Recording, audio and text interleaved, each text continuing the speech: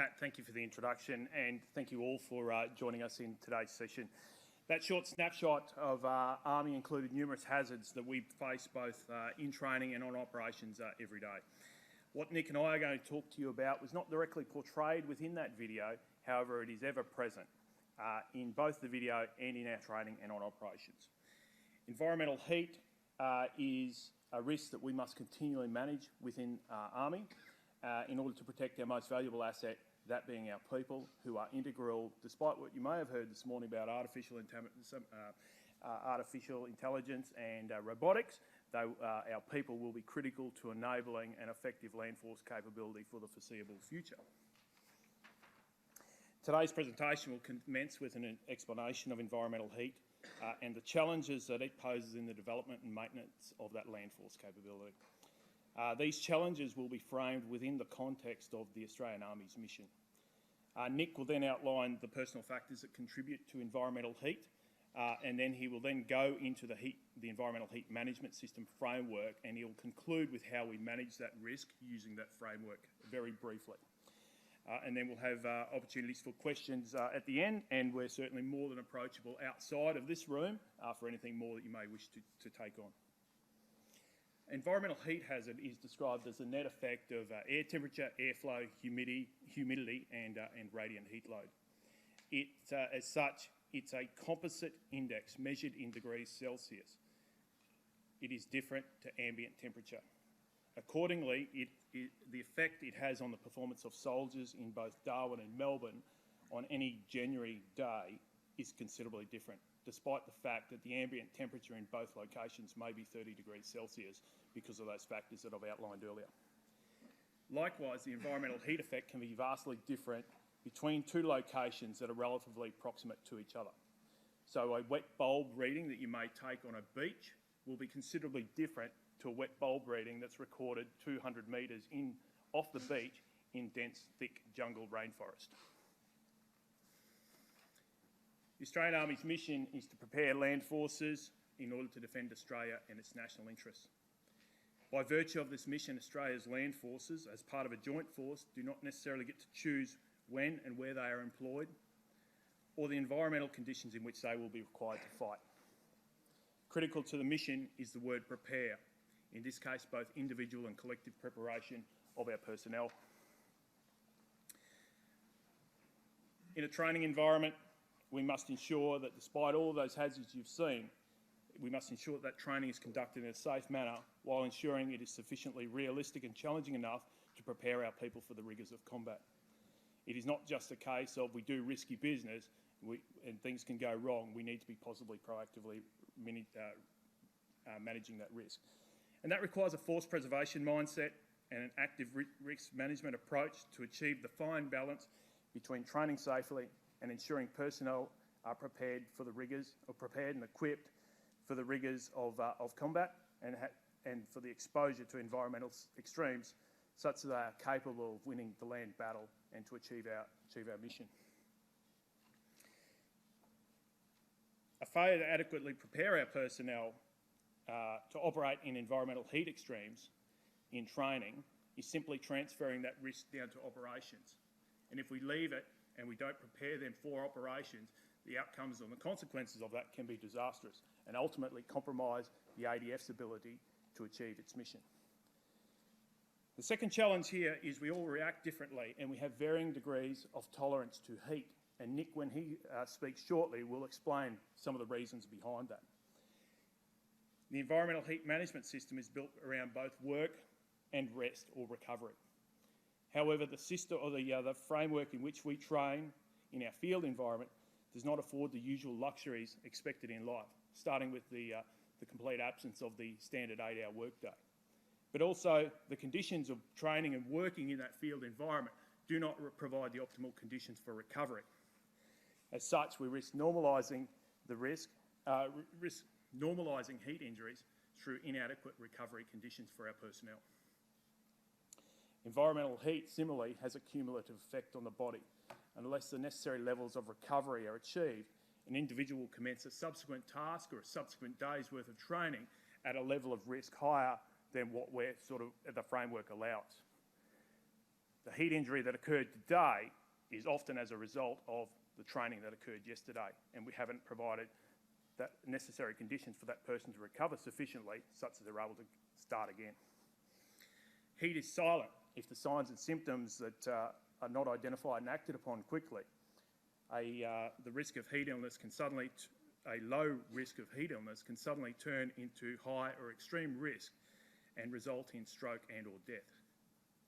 With this in mind, ARMY emphasises the necessity for individuals to recognise heat symptoms in themselves and others, and take early and immediate action to reduce the impact that heat illness can have on a person. For this reason, we constantly manage it in a way that ensures force preservation without compromising the land force capability. That said, the management of environmental heat is certainly not a black and white item to deal with. There is an incredible amount of grey within it due to a whole range of contributing factors, which Nick will speak about shortly. For this reason, it's important to understand 3 points. The first one is good planning and careful risk management will ensure that we avoid instances of heat injury and illness. However, we can do all of the planning and place all of the controls in place, but we can still achieve heat illness and heat injuries. However, through awareness of the issue and being able to recognise signs and symptoms early and take immediate action, we can minimise the impact of heat injuries and illnesses, and that's a central part of ARMY's heat risk management system. To further demonstrate these challenges, the human variation graph on the screen demonstrates the core body temperature variations over time. It's the results of 30 infantry soldiers carrying the same weight, walking at the same speed over the same terrain. They are similarly acclimatised, and they are all of a similar fitness standard, and probably an age bracket of 18 to 24 years of age, predominantly. They walked at 5 kilometres an hour for 10 kilometres. Each line represents an individual infantry soldier. The blue lines are those who showing their core temperature of soldiers who completed the walk and got through to the 10k mark. The yellow lines indicate those soldiers who showed signs and symptoms of heat exhaustion, and they were stopped, however they recovered very quickly. The red lines are those who showed signs and symptoms of heat illness. They were stopped, however their recovery time was significantly more. The graph clearly demonstrates that every soldier has different tolerances to heat stress. However, by applying control measures, in particular watching for unusual or erratic behaviours and taking prompt action, can avoid a heat illness becoming more serious into a heat injury. On that point, I will stop and hand over to Nick. Thanks, Andrew, and thanks, Matt, for the kind introduction. So what I'm going to talk about now is some of the contributing factors to heat illness and heat injury. As Andrew alluded, management of heat is a multifactorial consideration, and it's important to consider all of the components. So when you look at this list, it's by no means exhaustive, but going through some of these items. So medications such as pseudoephedrine, antidepressants and beta blockers affect the way the body regulates temperature. Use of these drugs increases the risk of heat injury during activity. So the so what of that is there's a requirement for ADF doctors to notify commanders of activities of any individuals who may be having medications which will have an impact on their ability to tolerate heat. Individual level of fitness. Now this may sound like a no-brainer, but ADF members with high levels of aerobic fitness have a better tolerance of exercise and therefore a better ability to work in the heat. Similarly, body mass index. Those with a higher body mass index, fat acts as insulation. So overweight members typically retain more heat and are more susceptible to heat injury. So the so what about this is know your people, make sure that there's adequate lead-up training and opportunities for physical fitness. Dehydration. Members who start the day dehydrated are at greater risk of heat injury. And as Andrew said, one of the challenges we face is the cumulative effect of heat and heat illness. Alcohol intake. The big thing about alcohol is the obviously the diuretic effect that alcohol has on the body. I won't go through salt depletion, nutrition. I suppose they join together in so much that having adequately nourished troops improves the outcomes from working in adverse environments. And science comes into play here in the development of ration packs and the like to make sure that the input into our rations meet the requirements of working in adverse conditions. Level of acclimatisation, this is really important. So we post people all around the country, we post them to locations of temperate conditions right into the tropics. So acclimatisation is important in the lead up to any activity which will have increased risk from heat. Pre-existing illness. So pre-existing illness, be it acute or long-term, can have an effect on the body's ability to tolerate heat. Classically, we look at things like viral illnesses which will affect core body temperature and diarrheal type illnesses which can affect hydration and core body temperature. Past history of heat injury. So Andrew touched on it a bit there. So we certainly, wherever an individual shows an event, an adverse event to heat, they'll be assessed through the medical system and then they can actually go through and be formally assessed against tolerance to heat, and that's conducted in Townsville. The last point I'll raise is personal motivation. Now this is a key point, as you could imagine, in defence. So to contemporise this issue, you know, if you'd imagine someone who for their whole life dreamed of being in Special Forces, they've finally made it onto the Carter course, they've got 2 days to go, and they come down with some form of viral illness. The last thing they want to be doing is putting up their hand and declaring that they've got a form of illness when the finish line is in sight. Similarly, the stigma attached to giving up on exercise or activity also carries that weight of responsibility. So this is where this framework is important, being able to identify any signs and symptoms in our troops that Andrew alluded to make sure that we cut off heat illness before it turns into heat injury. So we'll have a look at the framework. As you can see, it is multifactorial. Venn diagrams are great things, so you can see all of the parts are interconnected. With policy, the policy spans everything from health, training and risk management, and it has to be evolutionary to make sure that we keep up with what we're finding from heat events in the field. Training, Army and Defence has a mandatory annual training requirement around heat and heat illness.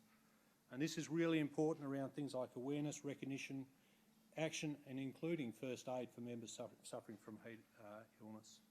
Risk management in activity planning, and I'll describe that a little bit further in terms of how we calculate the risk and how we manage that risk in terms of work rest and the like. Heat stress monitoring equipment, I'll speak further to the types of equipment we use in the field there. Modernisation of material, so we talk about things like vehicle, clothing, weight burden of individuals and the like, and rations. I've spoken a little bit about that.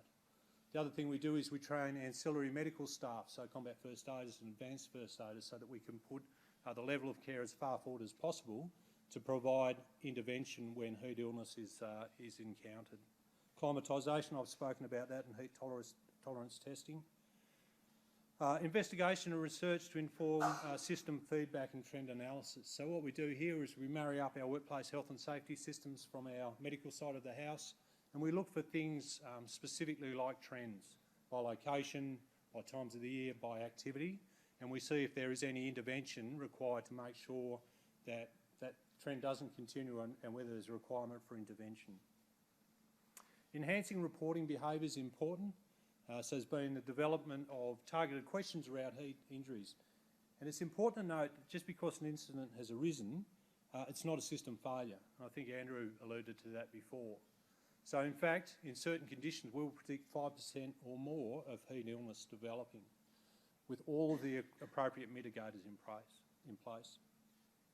So at the end of the day, risk management is key. With all controls in place, we'll still generate heat illness. Okay, so I'll talk a little bit more about some of the tools we use to monitor and manage the risk. So the one on the top of the slide there is commonly referred to in the Army as the widget.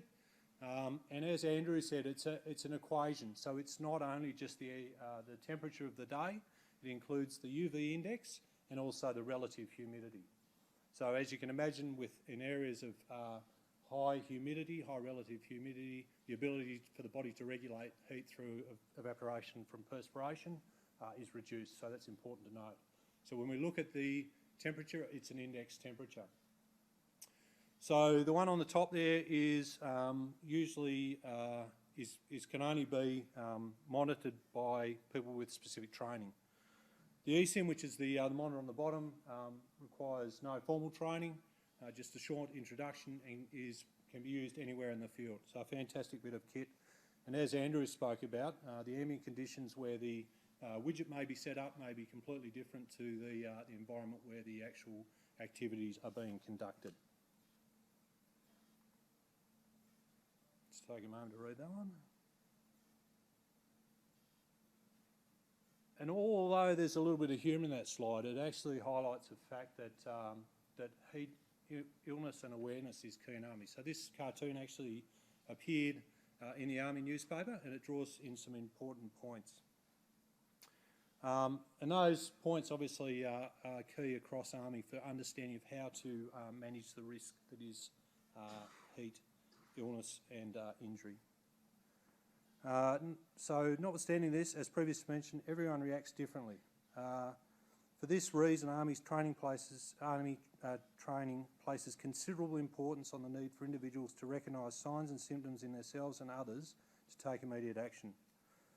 Signs and symptoms, as Andrew said, may include unusual and irrational behaviour, confusion and a lack of responsiveness in soldiers. So let's have a little look more at the science behind calculating the risk from heat. As you can see there, as we increase from low through to extreme, the mitigation measures that need to be in place increase. And as you can see there, as you get into the extreme environment, you need to have far greater medical assets on hand to be able to manage that risk. As Andrew said before, we can't afford to kick the risk down the road. So we've got to train to prepare for what we need to do on operations. So we will train in activities that produce extreme risk. As you can see, there's a requirement for that to be signed off at quite a high level, and there's a requirement for that to be mitigated with quite high levels of medical management.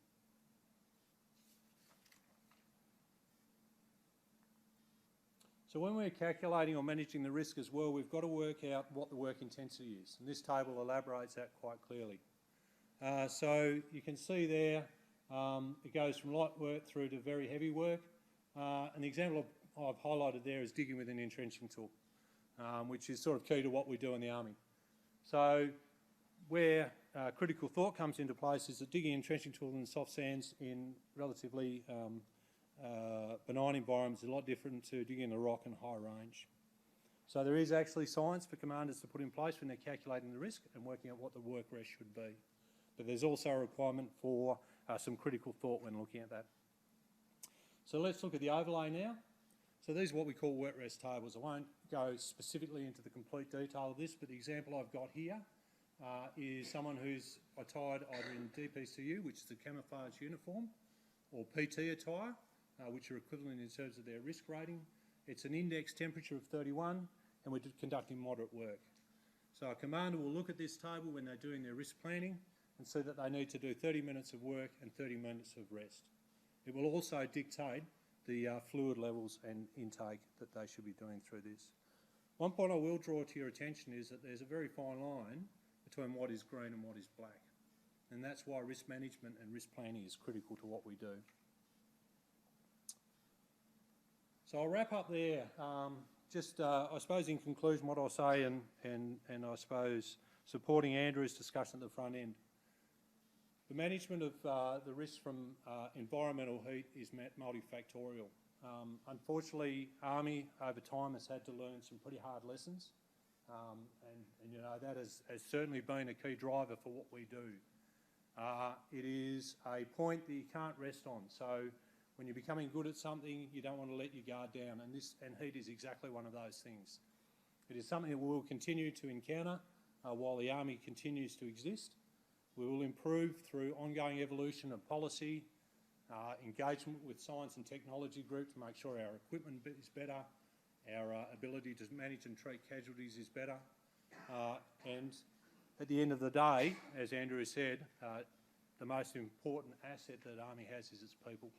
So thanks for your time today. Certainly invite any questions that you might have around our framework.